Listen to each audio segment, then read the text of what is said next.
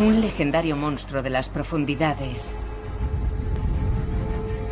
Moby Dick, de Herman Melville. ¿Era tan solo una alegoría? ¿O existieron gigantes del mar que atacaban a los barcos? Era una historia de terror. Eso podría pasarte a ti si abandonas tierra firme y te adentras en el océano. ¿Existió de verdad el capitán Ahab, consumido por la venganza y mutilado por una ballena? Un viaje para descubrir la historia oculta tras la novela y para desvelar los orígenes de la mayor aventura marina jamás contada.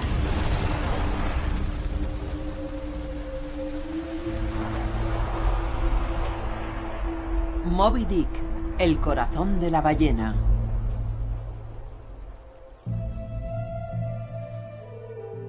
Llamadme Ismael. Así comienza la famosa historia sobre la obsesión de un hombre por matar a la ballena que lo mutiló. Cuando Melville escribió Moby Dick, la caza de la ballena era una importante actividad económica en Estados Unidos. Su descripción de la vida a bordo de un ballenero bebía de su experiencia cuando contaba poco más de 20 años. La novela de Melville nunca habría llegado a ser la obra maestra que fue, de no ser por un encuentro entre un barco y una ballena en 1820. La narración de aquel naufragio reforzó la imagen de los cachalotes como monstruos sanguinarios aficionados a la carne humana. Esa imagen nacía años antes. 30 de septiembre de 1807. Hace 11 días que el ballenero Union ha salido de la isla de Nantucket en el Océano Atlántico. El capitán Edmund Garner va al timón. Están cazando cachalotes, gigantescas criaturas oceánicas muy apreciadas por su aceite, que ha hecho de Nantucket uno de los principales centros de la industria ballenera americana. Con el paso del tiempo, los balleneros han ido alejándose cada vez más de la costa. La caza de la ballena se realizaba cerca de la costa, pero sucedieron dos cosas. La primera es que la caza empezó a diezmar la población de ballenas cerca de la costa, y la segunda es que las ballenas son criaturas tan inteligentes que si las cazaban en una región se alejaban cada vez más.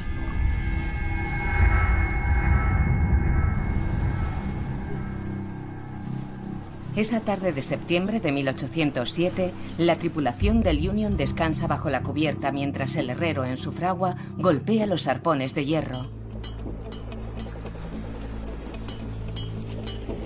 El ruido metálico retumba sobre el agua. El capitán Garner divisa varios cachalotes a lo lejos. Parece un buen augurio para cuando comience la caza al día siguiente.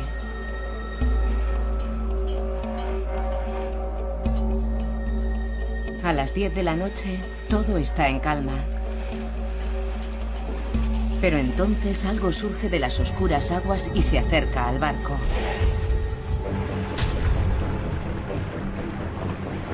Va rozando la superficie.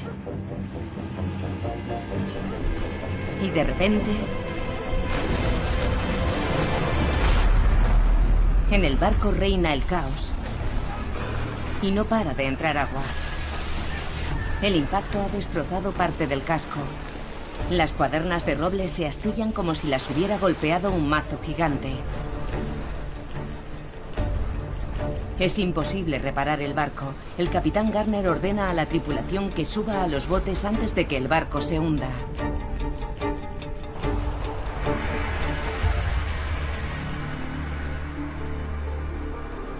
Los marineros se preguntan si ha sido un cachalote el que ha chocado con su barco. Y en ese caso, ¿ha sido deliberado?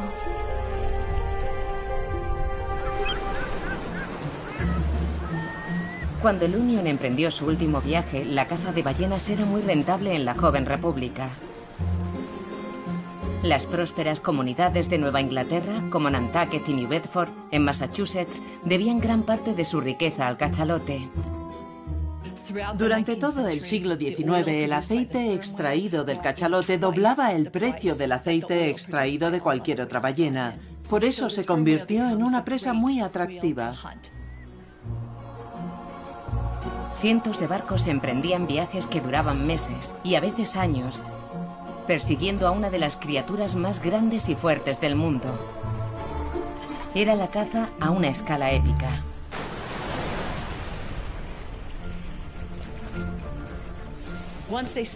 Cuando avistaban el cachalote, bajaban los botes con 6 hombres en cada uno, 1 al timón y 5 remando lo más rápido que podían.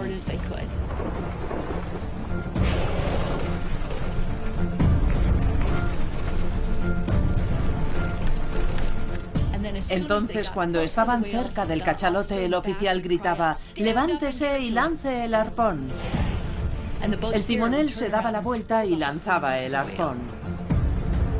El arpón no mata a la ballena, es como un anzuelo gigante que sujeta el bote al cachalote. Una vez anclados a la presa, los marineros eran arrastrados por un furioso animal de entre 40 y 60 toneladas. Se conocía como trineo de Nantucket. Podía durar entre 20 minutos y 24 horas hasta que el animal se agotaba. Cuando la ballena se cansaba, el bote se acercaba y el oficial se aproximaba a la proa. El oficial era el encargado de matar a la ballena. Lo hacía con una lanza muy larga para apuñalar al animal en los pulmones. La clavaba muchas veces para desgarrar los pulmones hasta que el animal moría ahogado en sangre y agua.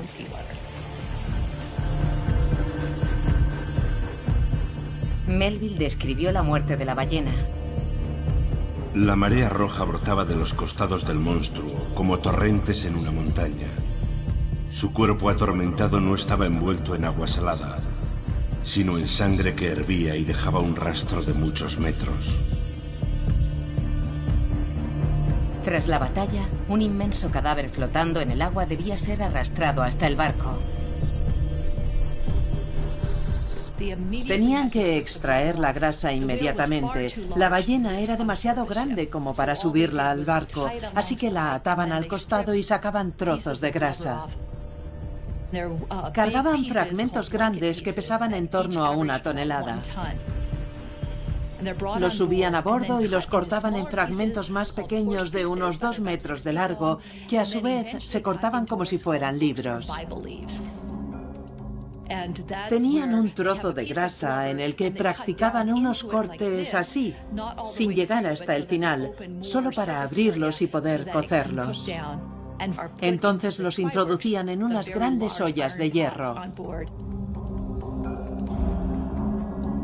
La grasa de ballena, al procesarla, producía un aceite que se almacenaba en barriles en la bodega.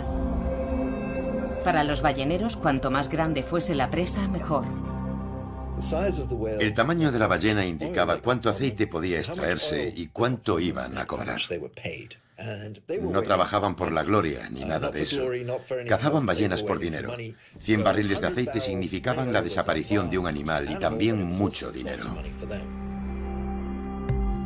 Desde mediados del siglo XVIII, el aceite de ballena era el más apreciado. Se consideraba el mejor combustible para la iluminación de las calles y los hogares, así como de los faros que rodeaban las costas. Pero del cachalote se obtenían otros productos. Su cabeza contiene una sustancia grasa, el espermaceti, que se solidifica al contacto con el aire formando una cera blanca. Era muy apreciada para fabricar velas porque duraban más y no olían ni dejaban hollín. Los balleneros valoraban los dientes de 20 centímetros que utilizaban para realizar pequeños grabados con retratos de la persona amada o para conmemorar hazañas y cazas en las que habían participado.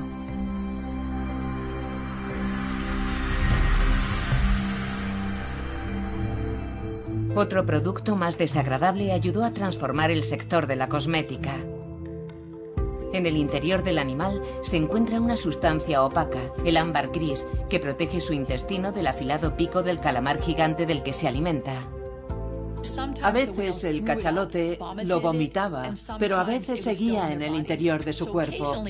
Entonces los balleneros tenían que meter la mano en el intestino y rebuscar, esperando encontrar esa sustancia. El ámbar gris llegó a valer su peso en oro. Se usaba en pociones amorosas y productos de belleza, y también como fijador en caros perfumes.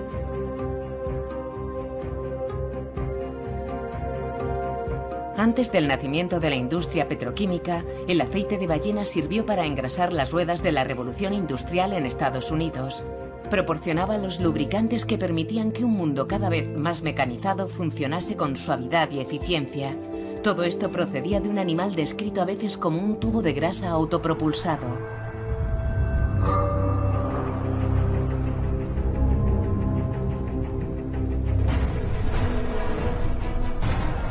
La mañana en que el cachalote destruye el barco del capitán Garner, los marineros del Union se encuentran en medio del océano Atlántico remando para salvar la vida. La madera de los botes vibra al son de un potente ruido que procede del agua.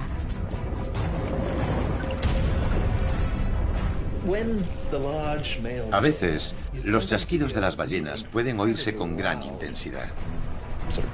Son golpes, como portazos. Se cree que es su forma de decir: soy muy grande, no te acerques a mí.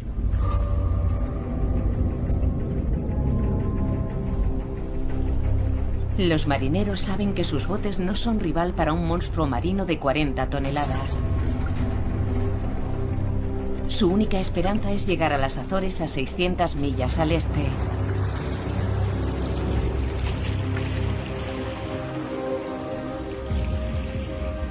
Tras 8 días en el mar, el capitán Garner y su tripulación avistan una costa rocosa a lo lejos.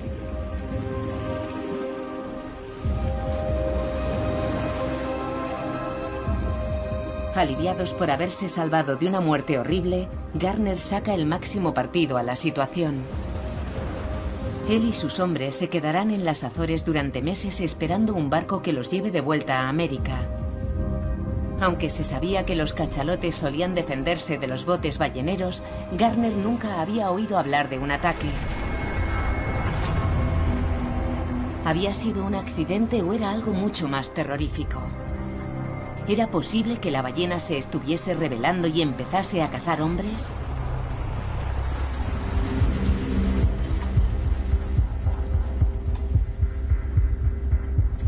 Hacía ya cientos de años que se practicaba la caza de la ballena cuando barcos como el Union zarpaban de los puertos estadounidenses en el siglo XVIII. Los europeos, ingleses, holandeses y vascos llevaban cazando desde la Edad Media. Y habían llevado a la ballena franca del Atlántico al borde de la extinción.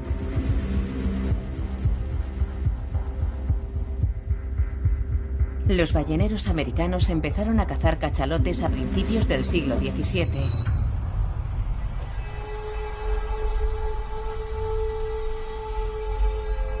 Los cachalotes pesan entre 40 y 60 toneladas y miden de 12 a 18 metros. Son los mayores odontocetos. Este grupo de cetáceos incluye a los calderones, las orcas y algunos tipos de delfines. Los odontocetos utilizan la ecolocación, una especie de sonar para orientarse bajo el agua.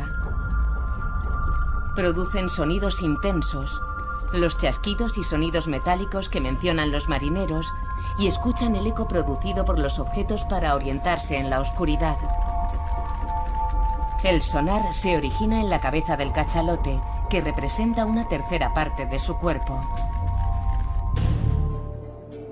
Aquí se producen diferentes chasquidos a frecuencias bajas y muy altas.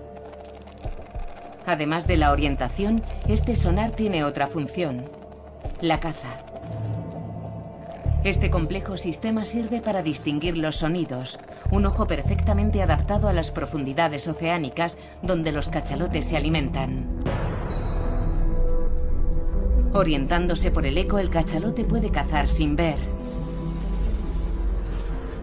El alimento favorito de los cachalotes es el calamar gigante. Si puede atrapar uno, se lo come, pero también come calamares más pequeños y otros animales similares.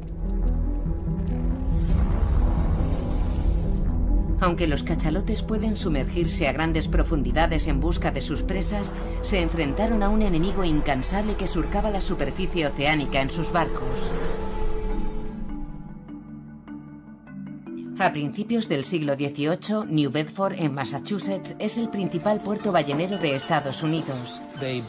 Construían barcos, refinaban el aceite, fabricaban velas, tenían comerciales por todo el mundo. Pronto sería la ciudad con mayor renta per cápita del país. Cuando la caza de la ballena llegó al Pacífico, aumentó el precio de las propiedades inmobiliarias. Los bancos bajaron sus intereses e incluso concedían préstamos con ballenas como garantía incluso antes de ser cazadas. New Bedford se convirtió en el nuevo hogar de Edmund Garner. Lo habían contratado como capitán de un nuevo ballenero capaz de operar en casi cualquier lugar. A medida que la caza de la ballena se expande por todo el mundo, resulta necesario desarrollar barcos factoría capaces de producir aceite de cachalote en alta mar. La vida a bordo de un barco factoría no es agradable. Bajo cubierta, los marineros deben trabajar entre grandes cantidades de carne y grasa. Está muy oscuro. El suelo está resbaladizo por la sangre, el agua, la grasa y la suciedad. Y los hombres trabajan con grandes machetes y van descalzos. Por lo tanto, era muy habitual perder los dedos de los pies entre la grasa. Cogen los fragmentos de grasa y los meten en las ollas. Melville describe a la perfección este ambiente infernal. Las llamas rojas salían entre un humo denso y grasiento, y los hombres que trabajaban con las ollas parecían demonios. Melville dice que el olor era horrible, que olía como la parte izquierda del día del juicio final.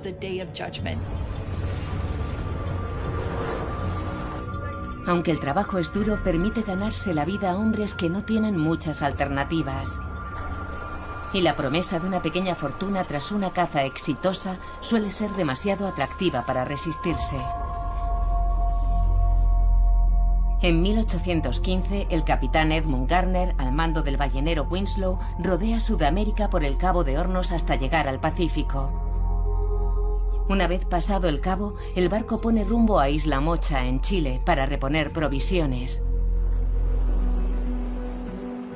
En la travesía, el vigía divisa cientos de cachalotes jóvenes que se dirigen hacia el norte rumbo al Ecuador. El capitán Gardner envía una carta a su mujer en New Bedford, hablando de la riqueza de las aguas que lo rodeaban.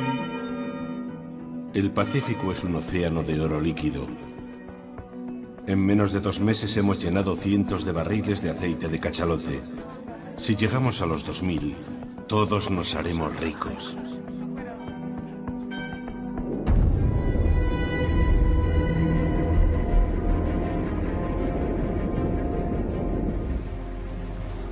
El 21 de febrero de 1816, el Winslow está frente a la costa de Perú, donde avistan cachalotes.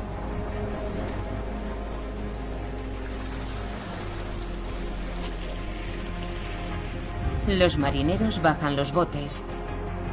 Garner divisa un cachalote blanco, un albino, considerado una rareza en la naturaleza. Cuando los arponeros fracasan 5 veces al intentar atrapar el cachalote, Garner jura que lo matará. Espera el momento preciso y lanza el arpón. El animal se defiende, abriendo de par en par su enorme boca. Entonces, para Garner, todo se vuelve negro.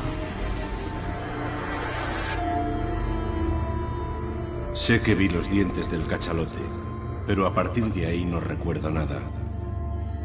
Cuando me llevaron a bordo sangraba profusamente. Un diente se me había clavado en el cráneo, otro me había perforado la mano, otro el antebrazo derecho, y el cuarto me había atravesado el hombro.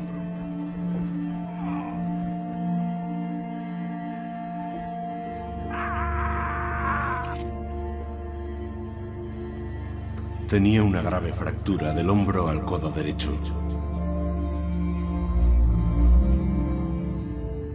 Garner estaba gravemente herido, pero sobrevivió como el hombre que había huido a la venganza de la ballena blanca. Como el cachalote estaba cerca de la isla chilena de Mocha, lo llamaron Mocha Dick.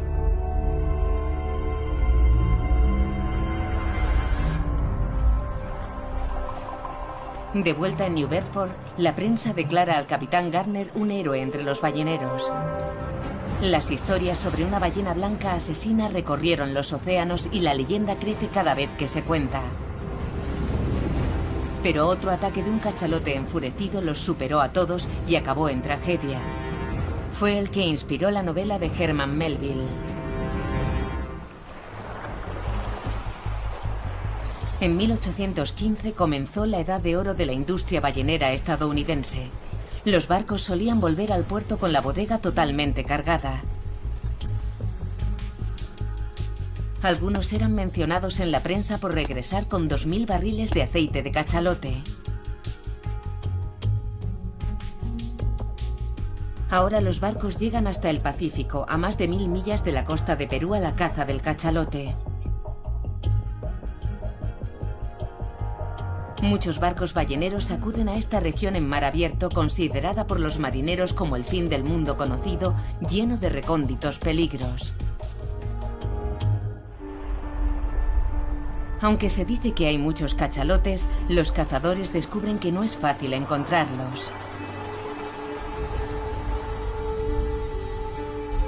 Los especialistas creen que estas inteligentes criaturas se estaban adaptando a los cazadores. Sospechamos que esa fue la forma que encontraron para defenderse. Si leemos los informes de los balleneros, vemos que los cachalotes estaban buscando formas de escapar de los barcos. Se sumergían y nadaban contra el viento.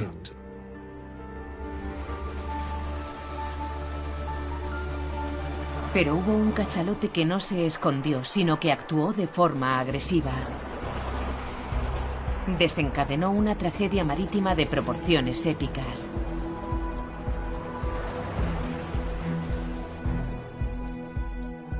En agosto de 1819, el Essex, con base en Nantucket, emprendía un viaje de 2 años y medio para cazar cachalotes en el Pacífico. El Essex, construido en 1799, tenía 26 metros de eslora. Era un ballenero pequeño y ya era un barco antiguo.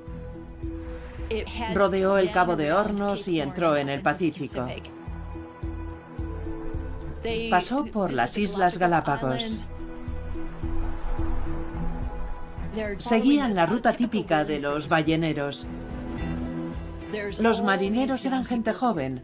El capitán George Pollard tenía 28 años. El primer oficial, Owen Chase, 22. El segundo, Matthew Joe, 26. La media era de 19 años.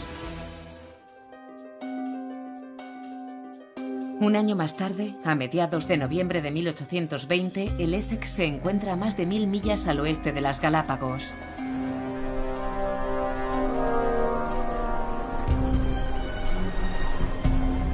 El 20 de noviembre, cuando muchos hombres se encuentran en los botes, un cachalote gigante se lanza contra el barco y lo embiste, causándole graves daños. Pero no se conformó con eso. El primer oficial Owen Chase lo describió así: lo vi atacar con toda su furia y su sed de venganza. La espuma volaba en todas direcciones por los continuos coletazos. Con media cabeza fuera del agua se lanzó sobre nosotros y volvió a embestir el barco. Embistió 2 veces.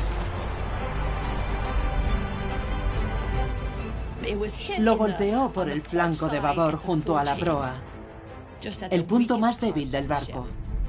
Entonces empezó a hundirse. No se hundió inmediatamente. Pudieron seguir algún tiempo a bordo. Tuvieron poco tiempo para ponerse a salvo.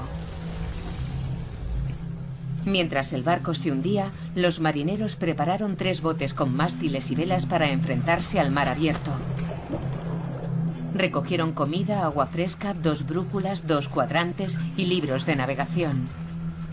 En menos de un día zarparon dejando atrás el Essex. El capitán Pollard dirigía uno de los botes. El primer oficial Owen Chase el segundo. El segundo oficial Matthew Joy el tercero. 20 hombres en 3 botes. La tierra más cercana eran las Islas Marquesas, a 1200 millas al oeste, pero los marineros decidieron no ir ahí. No sabíamos nada de esas islas. Si tenían habitantes, serían salvajes de los que teníamos tanto que temer como de la misma muerte. Tenían miedo de los caníbales. Así que decidieron recorrer 1500 millas hacia el sur, esperando coger vientos que los llevasen hasta la costa sudamericana. Emprendieron una travesía de unas 35.000 millas. Sabían en qué parte del océano estaban y a qué se enfrentaban, pero el miedo que les infundían los caníbales los impulsó a tomar lo que nos parece una decisión insensata. Los hombres soportaron un mes de travesía hasta llegar a la isla Henderson, donde pudieron conseguir agua fresca y cazar aves para comer. Tras una semana en la isla, se prepararon para zarpar de nuevo en sus botes. La situación seguía siendo crítica y justo antes de partir, 3 hombres tomaron la decisión de quedarse en la isla Henderson. Comprendieron que la situación en los botes iba a ser dura. El resto de los marineros emprendieron una travesía de 3000 millas hasta la costa de Sudamérica. En ese momento, los 3 botes siguen juntos, pero empezó a morir gente.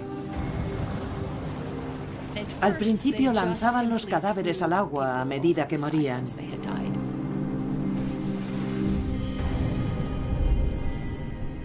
Algún tiempo después, cuando casi no tenían comida, se les ocurrió la idea de comérselos. Les quitaban las partes que los hacían humanos, la cabeza, las manos y los pies. Entonces el cuerpo empezaba a parecer carne y comenzaban a comérselos. En el bote de Chase solo comían a los que habían muerto. En el de Pollard sorteaban quién moriría y sorteaban quién lo mataría. Y mataron a un chico joven.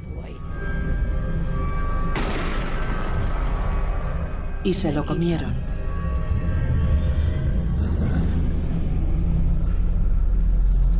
El viaje continuó durante 14 días más tras la muerte del chico.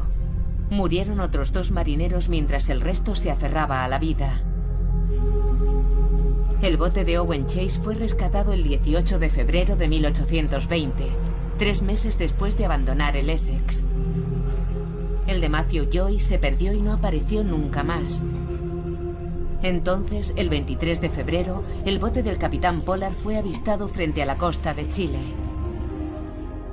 En el bote de Pollard, cuando fueron rescatados, los marineros se aferraban a los huesos, intentando sorber el tuétano. En ese momento, debido al hambre y a la sed, parecían más bien animales salvajes. Tardaron algún tiempo en darse cuenta de que estaban a salvo.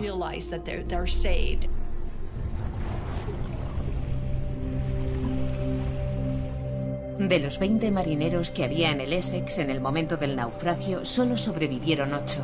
Las noticias del desastre corrieron como la pólvora de un ballenero a otro hasta que los náufragos llegaron a casa meses después. La gran ironía es que acabaron recurriendo al canibalismo. El miedo a los caníbales los convirtió en caníbales. El primer oficial, Owen Chase, publicó una narración de la tragedia en la que sugería que la ballena había actuado deliberadamente. Chase escribió que la ballena tuvo la idea de que, si en vez de atacar los botes balleneros atacaba el barco, acabaría con todo el proceso. También se descubrieron otros detalles. El grumete del barco describió cómo una enorme ballena blanca se lanzó contra el barco y cómo fue imposible evitar su ataque. La tragedia del Essex fue recordada durante años entre los balleneros americanos e inspiraría la historia de una expedición ballenera al Pacífico Sur que acabó siendo un clásico de la literatura.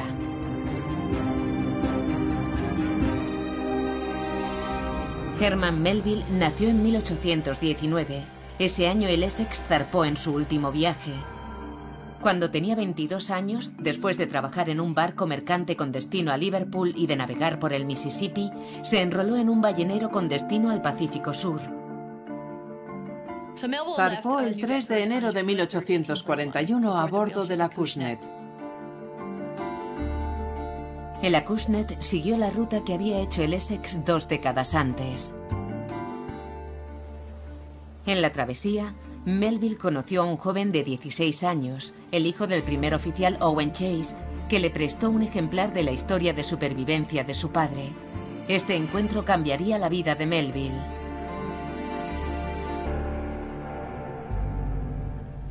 Melville escribió: la lectura de esta historia maravillosa en medio del mar y cerca del lugar del naufragio tuvo un sorprendente efecto en mí. La historia de Chase sobre el Essex, basada en la maldad de una ballena, perseguiría a Melville durante años hasta que empezó a escribir Moby Dick en 1850. La idea de una ballena con ese nivel de inteligencia y de maldad lo fascinaba y lo intrigaba. Una ballena que intentaba hacer naufragar los barcos. Al mismo tiempo, su capitán Ahab intentaba matar a Moby Dick. Melville se inspira en la historia del Essex para su escena culminante en la que Moby Dick embestía contra el barco del capitán Ahab. El afán de venganza y una maldad eterna revestían su imagen. Y a pesar de todo lo que los mortales pudieron hacer, el sólido ariete de su frente golpeó la proa del barco por estribor, haciendo temblar a los hombres y la madera. Melville usa también a George Pollard, el capitán del Essex, como modelo para su Ahab, el hombre al que la venganza impulsa a destruir la ballena blanca. Pero aunque su historia se basaba en la ciencia, Melville ignoraba un dato fundamental sobre la inteligencia del cachalote para representar a Moby Dick como una criatura maligna motivada por la venganza.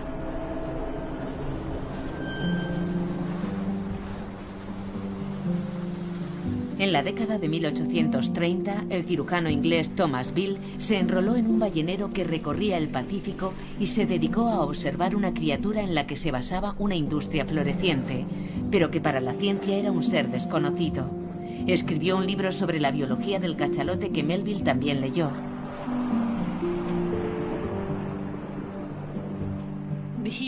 Escribió un libro titulado Historia Natural del Cachalote. Melville tenía la segunda edición y utilizó mucha información de esta obra en Moby Dick.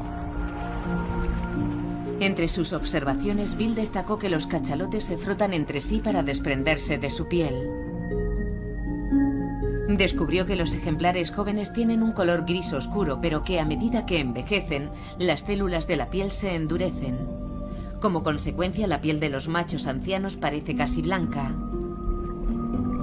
Este dato era muy interesante. Dado que viven más de 70 años, ¿era el legendario cachalote Mocha Dick un Matusalén entre los cachalotes? Aunque se basó en los datos de Bill al escribir su obra, omitió el comentario de que los cachalotes son tímidos e inofensivos. Prefería la versión de Owen Chase, que hablaba de una ballena despiadada y maligna. Esta imagen encaja en la idea que Melville tenía en mente cuando escribió Moby Dick. Era un motivo para su tragedia épica.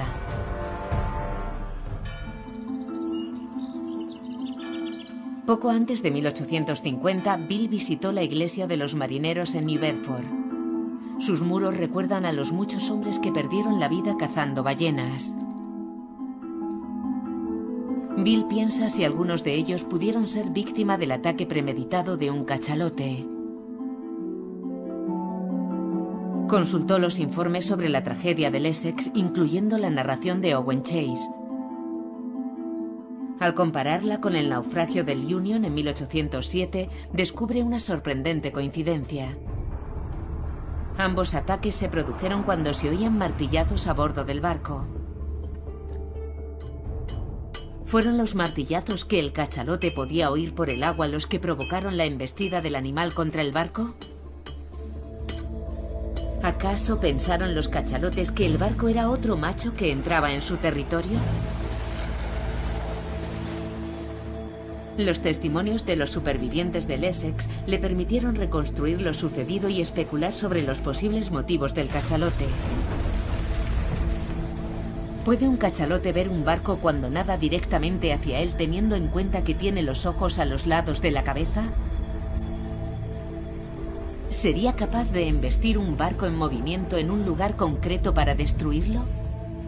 Bill no tiene pruebas y se pregunta si las ballenas tienen un sexto sentido.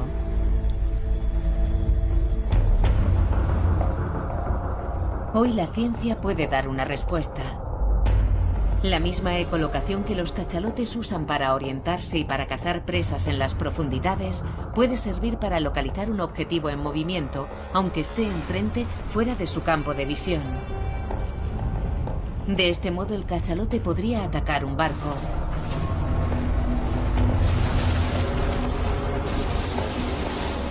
No hay duda de que la embestida de un cachalote contra el casco de un barco de 20 años como el Essex podría hundirlo.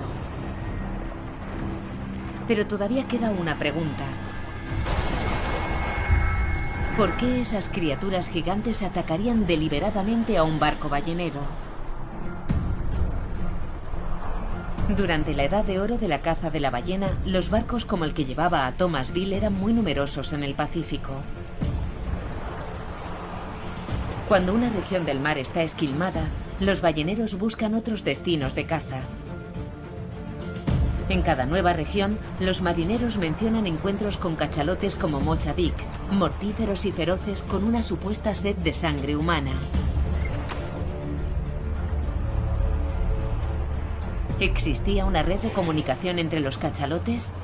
¿Un sistema de comunicación que les permitía avisar de la presencia de barcos balleneros en la zona?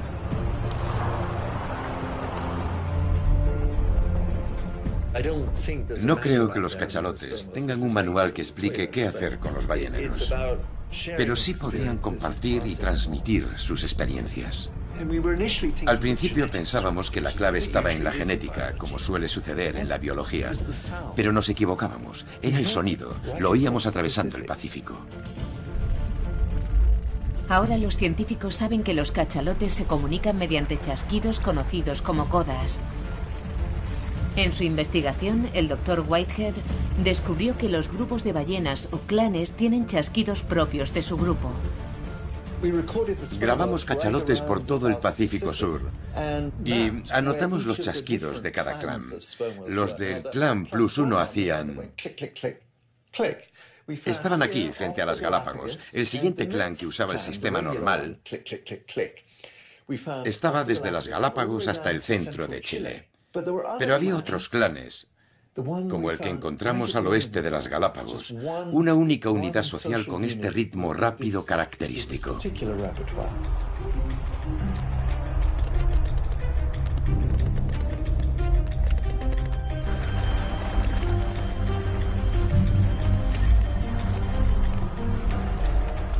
Los cachalotes que atacaban barcos pertenecían al clan llamado +4. Se extienden por todo el Pacífico y se reconocen porque todos tienen el mismo chasquido.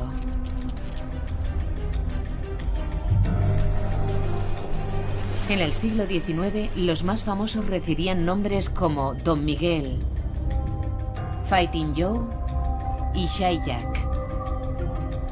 Los balleneros también hablaban de Timor Jack, que era blanco como un iceberg.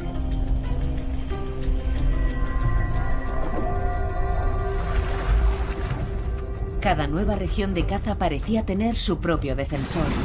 Una ballena dedicada a embestir botes y barcos balleneros, igual que Mocha-Dick.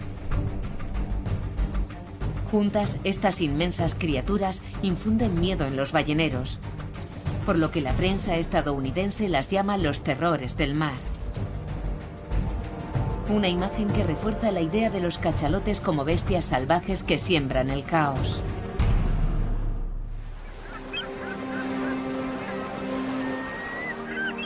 En el fondo marino frente a la isla Mocha, en el sur de Chile, yacen los restos de más de 100 naufragios. Encontramos anclas oxidadas con sus pesadas cadenas que no llevan a ningún lugar. El yacimiento es un misterio para los arqueólogos submarinos. ¿Es un cementerio de barcos? ¿A qué se deben estos restos? Las huellas están por todas partes. Anclas de antiguos balleneros, grandes anzuelos, puntas de arpón y clavos de hierro. Y las grandes ollas utilizadas para producir aceite de cachalote. ¿Es este yacimiento obra de una única criatura marina, la legendaria Mocha-Dick? ¿El monstruo que destruía los barcos que intentaban cazarlo?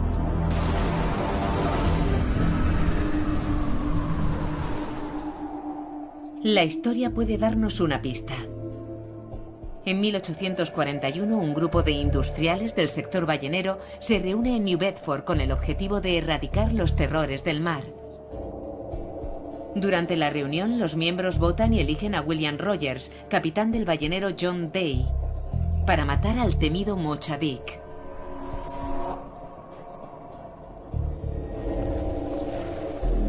A principios de mayo de 1841, Rogers zarpa como el capitán Ahab de Melville con una misión de venganza.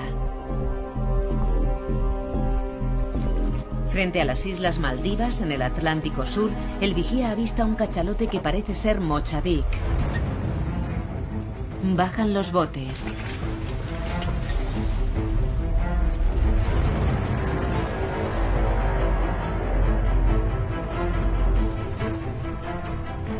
Y logran arponear al cachalote.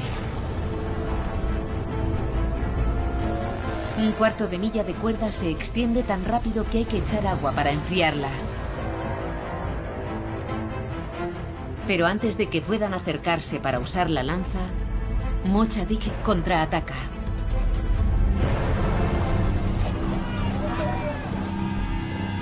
Mata a 2 tripulantes y desaparece. No emprendieron más misiones para matar a ese cachalote. En 1851, tras 18 meses escribiendo, Melville publica su novela épica, que bebe de la narración de la tragedia del Essex y del libro de Thomas Bill. En la novela, cambia el nombre de la malvada criatura marina de Mocha-Dick a Moby Dick sin explicar por qué. ¿De dónde viene la palabra Moby? Nadie ha podido dar una respuesta definitiva. No hay duda de que la obra de Melville se basa en parte en la historia del Essex. Debía de ser una historia conocida entre los balleneros. Era una historia de terror. Esto podría pasarte a ti si abandonas tierra firme y te adentras en las profundidades del océano.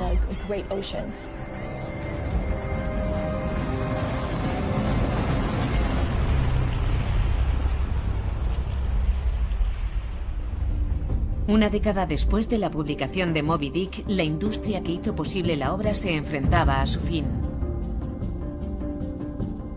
En 1859, Edwin Drake, revisor de tren y empresario, excava el primer pozo de petróleo en Titusville, Pensilvania. Consigue un suministro barato y continuado de petróleo crudo que podía convertirse en queroseno.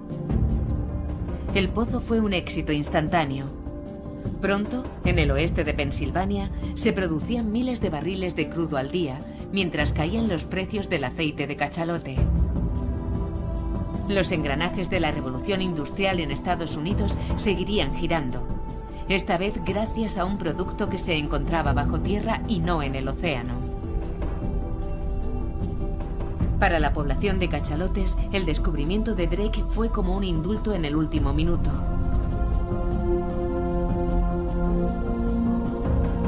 La sangría que había convertido a Estados Unidos en una potencia en la caza de la ballena amenazaba con la extinción de la especie.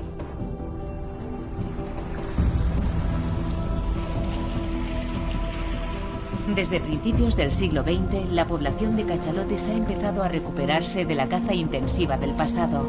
Hoy son animales respetados como majestuosas criaturas marinas y como símbolo del movimiento ecologista internacional.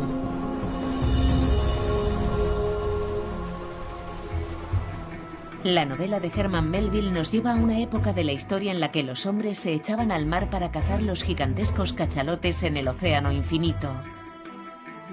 Se dispuso a escribir sobre los hombres que se dedicaban a la caza de la ballena.